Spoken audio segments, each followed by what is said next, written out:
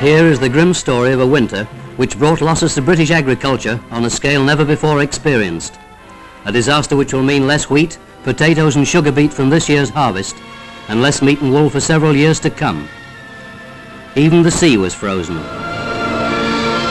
So iron hard was the ground that farmers were forced to use pneumatic drills to dig the few root vegetables which found their way to the markets.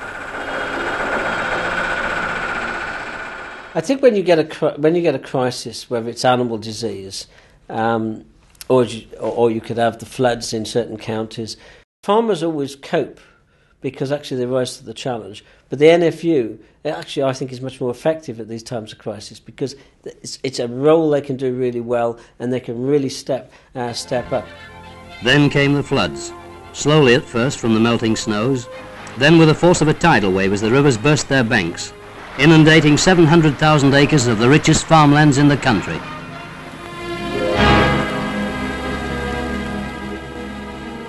You've just seen glimpses of the horrors and the tragedy of the worst winter in farming history.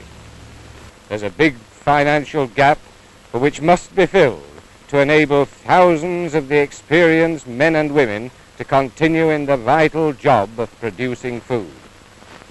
The help they need can only come from the Agricultural Disaster Fund, and I appeal to every member of this audience to give us generously to a cause that affects the lives of us all.